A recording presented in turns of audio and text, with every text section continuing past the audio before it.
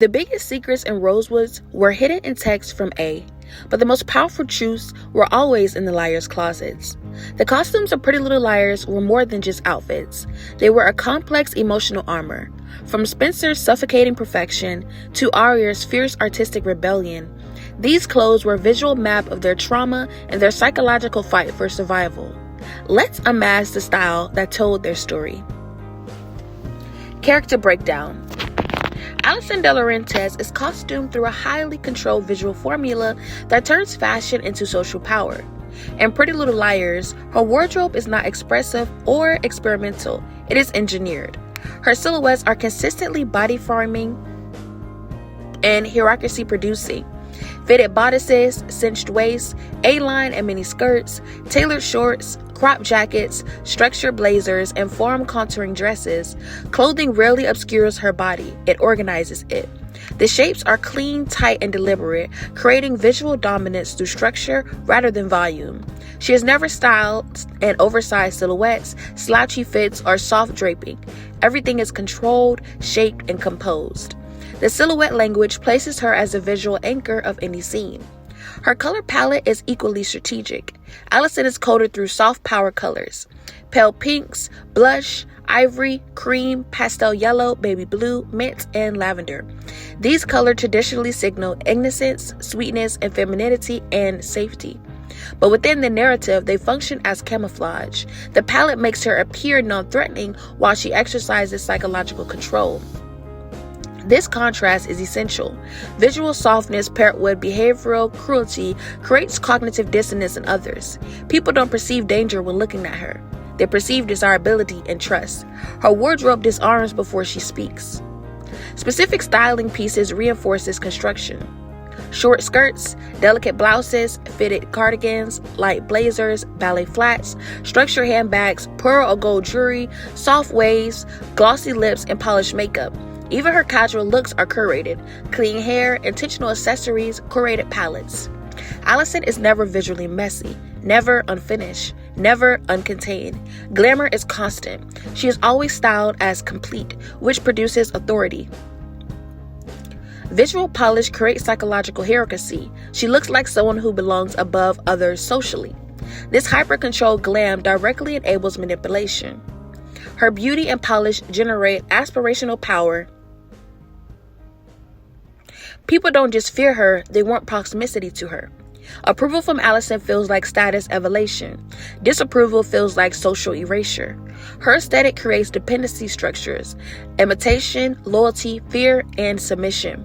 She doesn't dominate through aggression, she dominates through image authority. Her look establishes her as a social reference point, making others orient themselves around her presence, approval, and gaze. Narratively, this design choice explains how Alison controls people so easily. Her wardrobe constructs her as symbol before a person. She is styled as perfection, ideal girlhood, and social power combined. The manipulation isn't just behavioral, it's visual conditioning. Her image teaches others how to see themselves: less powerful, less secure, less valuable. Even after her disappearance, her aesthetic legacy continues to structure fear, guilt, and obedience. Her style becomes psychologically infrastructure. Alison's costume design is not about beauty, it's about systems. Silhouette creates dominant, color creates disarmament, glamour creates authority, and styling creates hierarchy. Her clothes don't express who she is, they manufacture how others respond to her. That's how her manipulation feels effortless. The power is already built into her wardrobe. Her wardrobe doesn't support the story, it is the story's power logic. Aria Montgomery is costumed through a visual language of controlled chaos, not dominance like Alison, but difference, resistance, and separation. In Pretty Little Liars, her wardrobe is built on disruption rather than hierarchy. Her silhouettes are intentionally irregular: oversized sweaters layered over fitted skirts, crop jackets over long tops, asymmetrical hemlines, mixed proportions, heavy layering, and contrast-heavy structure. Unlike Alison's clean, body-framing shapes, Aria's clothes often fractures the silhouette. Nothing is streamlined or uniform. Her body is not presented as an object of control, it's fragmented into visual elements. This produces an outsider-shaped language. She doesn't visually belong to the social order of Rosewood. Her color palette reinforces this separation. Aria is consistently coated in dark, saturated, and high contrast tones. Deep purples, burgundy, black, forest green, charcoal, navy, wine red, dark teal, paired with bold prints and textured fabrics. When lighter colors appear, they usually pair it with heavy contrast, black tights, black boots, leather jackets, statement accessories. Her palette doesn't aim for harmony, it creates tension. Visually, she never blends into her environment, she disrupts it. This makes her legible as different before dialogue establishes it. Her styling pieces are key to the identity construction. Leather jackets, combat boots, ankle boots, leather necklaces, chunky jewelry, patterned tights, oversized scarves, statement earrings, mixed prints, textured fabrics, and experimental accessories. Her looks are built through accumulation, layers, objects, contrast, and visual noise. This creates a curated mess aesthetic, intentional disorganization. The chaos is designed, not accidental. Her style reads as artistic, but also defensive, clothing as armor, not display. Narratively, this positions Aria as a character resistant to social conformity. Her wardrobe is not about social power, it's about psychological distance. She doesn't seek dominance, approval, or hierarchy, she seeks separation. Her style constructs identity through opposition. Not them, not this town, not the system. Where Aria's wardrobe creates submission, Aria creates boundaries. Where Alison centralizes attention, Aria decentralizes herself. As the series progresses, her silhouette evolves. The layering becomes more intentional, the chaos becomes structured, the proportions stabilize, the palette softens, the outfits become more refined, more edited, and more cohesive. The visual shift mirrors her psychological development. Early Aria uses style as protest and protection, fragmentation as defense, and later Aria uses style as integration, identity as stability rather than rebellion. The clothes move from visual noise to visual confidence. This evolution matters narratively. Aria's wardrobe charts her internal regulation. As emotional volatility decreases, visual volatility decreases. As identity stabilizes, styling simplifies. Rebellion becomes choice rather than reaction. Difference becomes identity rather than defense. Aria's costume design doesn't produce power, it produces self-definition. Her clothes don't manipulate others, they protect her autonomy. They don't build hierarchy, they build separation. Her wardrobe functions as psychological body settling, not social control. She is not styled as a ruler, she is styled as an independent system. And the story structure of Pretty Little Liars, Aria's fashion represents the counterpoint to Alison's. Not control versus submission, but individuality versus dominance. Her clothes don't organize others, they organize herself. Her wardrobe doesn't command the room, it defines her space within it. Her style isn't about power over people, it's about ownership of identity. Hanna Marin is costumed through a visual language of social transformation and aspirational power. In Pretty Little Liars, her wardrobe is built around the idea of reinvention, fashion as excess, fashion as status, and fashion as protection. Her silhouette is consistently trend-driven and body-conscious. Fitted dresses, high-waisted skirts, tailored shorts, crop jackets, peplum tops, cinched waists, and structured party looks. Unlike Alison's dominant silhouettes or Aria's fragmented ones, Hanna's shapes are about visibility and desirability. Her body is styled to be admired, validated, and socially approved. The silhouette's language is clean, flattering, and intentionally popular coded. She is dressed to be seen, recognized, and ranked. Her color palette reinforces this social positioning. Hanna is frequently styled in bright, high saturation, trend-forward colors, reds, hot pinks, royal blues, emerald green,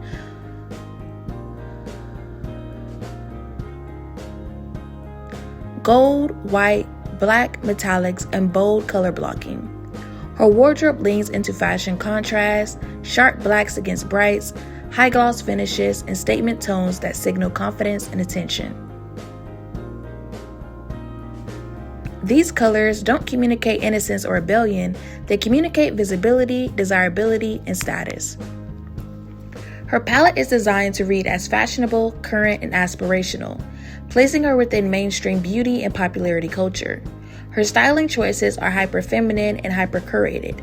Heels, statement jewelry, designer-inspired bags, glossy hair, contour-heavy makeup, polished outfits, trend accessories, and fashion-forward silhouettes. Hanna is consistently styled as put together, current, and high maintenance. Not chaotic, not experimental, not messy. Glamour for Hanna is not power like Alison, it's belonging. Fashion becomes her access point to safety, acceptance, and validation. Her style doesn't separate her from the system, it integrates her into it. Narratively, Hanna's costume design reflects her origin story. She is a character who transformed from invisibility into visibility, from overlooked into desired. Her wardrobe is a visual record of social mobility. Fashion becomes her language of self-worth. Clothes are not self-expression, they are social currency. Her identity is constructed through appearance, ranking, and perception. She uses fashion to secure space in a hierarchy that once excluded her. But this also creates vulnerability. Because Hanna's power is built on external validation, her confidence is unstable. When approval disappears, so does security. Her styling is armor, not dominance armor like Alison, not boundary armor like Aria, but acceptance armor. She dresses to avoid rejection, to avoid invisibility, to avoid losing social position. As the series progresses, her wardrobe becomes more refined and controlled, but the core function remains, fashion as protection through status. Her clothes track her emotional states, more structured when she feels in control, more chaotic when she feels destabilized. The aesthetic always orients around perception, how she was seen, ranked, and valued. Narratively, Hanna's fashion represents beauty as access, not beauty as control, not beauty as rebellion, but beauty as permission to belong. Her wardrobe explains why she is emotionally tied to image. Losing beauty feels like losing safety, losing status feels like losing identity. In the structure of Pretty Little Liars, Hanna's costume design functions as the story's visibility economy. She shows how appearance creates social protection, but also social dependence. Her clothes don't dominate others, they negotiate space. They don't command power, they buy security. Her wardrobe doesn't rule the room, it secures her place in it. Hanna's style is not about authority, it's about survival through belonging. Fashion is her shield, her access key, and her identity structure. Not self-expression, but self-preservation through visibility. Spencer Hastings is costumed through a visual language of discipline, structure, and institutional power. In Pretty Little Liars, her wardrobe doesn't express rebellion, glamour, or trend. It communicates control, intelligence, status, and pressure. Her silhouette is consistently tailored and contained. Blazers, structured coats, collared skirts, fitted sweaters, pencil skirts, high-waisted trousers, layered button-downs, preppy dresses, and clean-line outerwear. Her clothing organizes the body rather than displaying it. Nothing is chaotic, oversized, slouchy, or fragmented. Spencer's shape language is about containment. Everything is held together, compressed, managed, and controlled. Her color palette reinforces institutional authority. She is coded in neutrals and academic tones: navy, camel, beige, ivory, gray, burgundy, forest green, brown, black, cream, muted blues, and soft plaids. These are legacy colors associated with private schools, old money, academia, professionalism, and elite spaces. Unlike Alison's soft pastels, Hanna's brights, or Aria's dark contrast, Spencer's palette is restrained, conservative, and disciplined. The colors do not seek attention. They signal legitimacy and credibility. Her wardrobe looks expensive, established, and inherited rather than trendy or experimental. Her styling pieces build this identity system. Blazers, loafers, riding boots, collared blouses, structured handbags, trench coats, layered knits, clean jewelry, minimal accessories, polished hair, natural makeup. Her looks are consistent and regulated. Spencer is never visually excessive, never chaotic, never ornamental. Her style communicates seriousness, responsibility, and composure. Glamour is not her language, authority is. Narratively, this positions Spencer as the character of internalized pressure. Her wardrobe reflects a life built on expectations, performance, and achievement. Clothes become discipline tools, visual order imposed on internal anxiety. Where Alison uses beauty to dominate, Hanna uses fashion to belong, Aria uses style to resist, Spencer uses clothing to function. Her wardrobe is a coping structure, a system of control in a world of chaos. Her power is not social dominance, it's competence power. She isn't followed because she's admired, she's followed because she's trusted. Her clothing visually codes her as reliable, capable, and authoritative. The tailoring creates psychological hierarchy. She looks like someone who knows what she's doing. The structure creates legitimacy. People defer to her not because of beauty or fear, but because she looks like stability. As the series progresses, her wardrobe tightens further during moments of stress. More structure, darker tones, heavier layers, more containment. During emotional breakdowns, that visual order fractures. Looser silhouettes, darker palettes, less polish. The clothing tracks her psychological regulation, control on the outside mirrors control on the inside. Narratively, Spencer's costume design represents power through discipline, not manipulation, not visibility, not rebellion, but performance, structure, and institutional authority. Her style is the architecture of her identity. Clothes become her scaffolding, the system holding her together. In the structure of Pretty Little Liars, Spencer's wardrobes function as the logic of order. She is a character of systems, rules, and control mechanisms. Her fashion doesn't dominate the room, it stabilizes it. Her clothes don't command attention, they command trust. Her wardrobe doesn't create fear, it creates legitimacy. Spencer is not styled as a symbol, she is styled as a structure. Her clothing doesn't express who she is, it enforces who she has to be. Emily fills its costume through a visual language of softness, restraint, and emotional transparency. Her wardrobe doesn't project dominance, rebellion, status, or authority. It projects safety, gentleness, and moral grounding. Her silhouette is consistently relaxed and non-confrontational. Hoodies, soft sweaters, cardigans, fitted but simple tops, jeans, athletic wear, swim gear, flat shoes, clean casual lines. The shapes are practical, comfortable, and unperformative. Her body is not framed as a spectacle or status, it's framed as presence. Emily is not styled to command attention, she's styled to feel accessible. Her color palette reflects emotional openness rather than power coding. She is often dressed in soft, muted tones, light blues, grays, teals, soft greens, whites, pale pinks, gentle purples, and neutral earth tones. These colors signal calm, empathy, and approachability. There's no harsh contrast, no visual aggression, no dominance palette. The colors don't create hierarchy, they create emotional safety. Her wardrobe blends into environments instead of disrupting them. She doesn't visually assert herself over spaces, she coexists within them. Her styling choices reinforce this softness.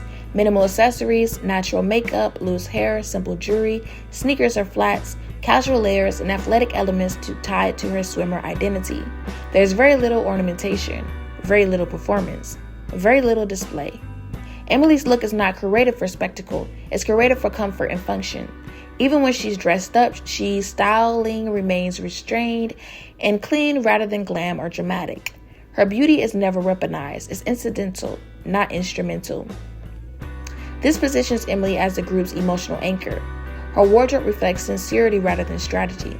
Where Alison uses image to manipulate, Hanna uses it to belong, Aria uses it to separate, and Spencer uses it to control.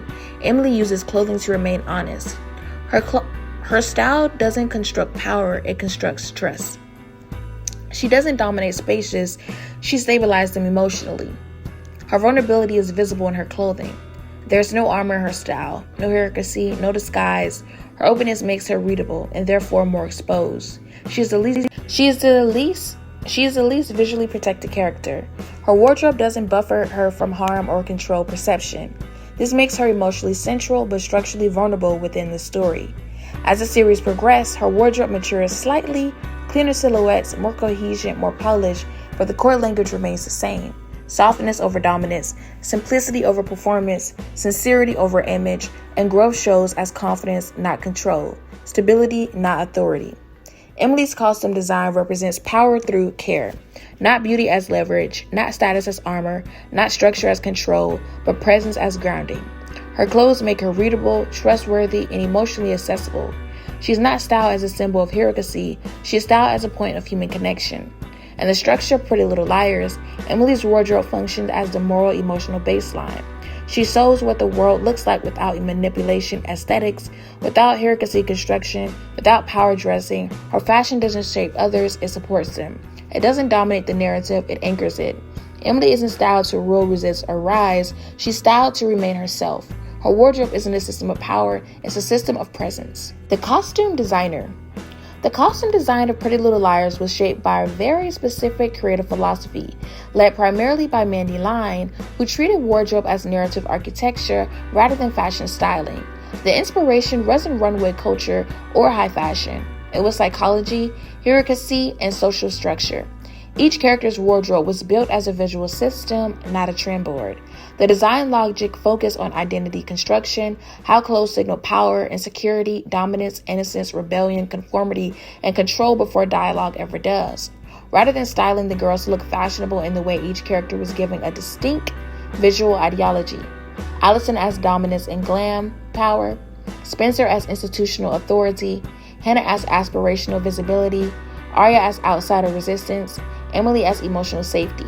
The inspirational framework pulled from high school social hierarchies, suburban class signaling, femininity politics, and adolescence identity formation, not just aesthetics. Clothing was used to map social power, psychological vulnerability, and group dynamics.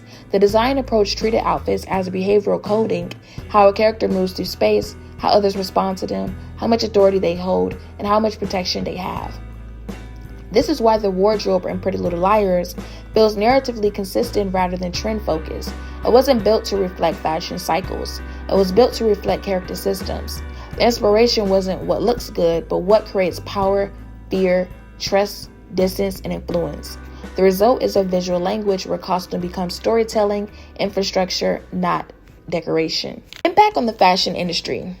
The style of the girls in the Pretty Little Liars didn't just reflect fashion trends between 2009 and 2013, it actively produced them.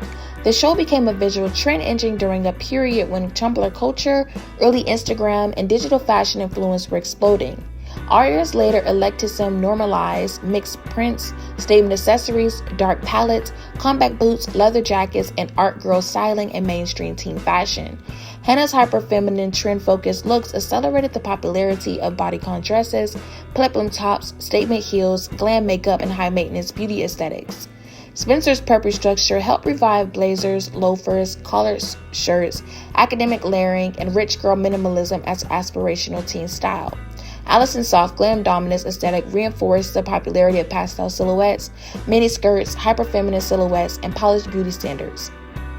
What made the impact powerful wasn't just aesthetics, it was identity branding. Girls didn't dress fashionable, they dressed as types. The Hanna girl, the Aria girl, the Spencer girl, the Emily girl. The show created style archetypes instead of trends. Fashion became character coded. This directly shaped Tumblr fashion culture, early influencers, aesthetics, Pinterest boards, and mall retail styling between 2009 and 2013. Brands mirrored these archetypes in lookbooks, store displays, and team marketing strategies. Pretty Little Liars didn't create isolated outfits, it created fashion identities. The show also normalized the idea that teenage fashion could be narrative-driven, that clothing expresses psychology, status, and power and personality, not just taste. This shifted teen fashion culture from trend following to identity performance. Girls weren't copying looks, they were adopting roles. As real impact wasn't garments, it was structure. Pretty Little Liars helped turn teen fashion to a system of aesthetics, identities, where style became a language of self-definition. That model still shapes how fashion operates online today. Archetypes, cores, aesthetics, and character-coded identity styling all trace back to this era. Pretty Little Liars didn't just influence fashion, it reorganized how young people use fashion to construct identity. Brands that represent this aesthetic. Brands that embody Pretty Little Liars' aesthetic and its modern resurgence reflect the same identity-coded fashion systems the show created. Urban Outfitters and Free People represents the Aria-coded layering, eclectic outsider style through dark palettes, mixed textures, leather, and art girl identity dressing. Unif, Disturbia, and Killstar carry the darker art girl lineage now visible in indie sleeves and dark academia revivals.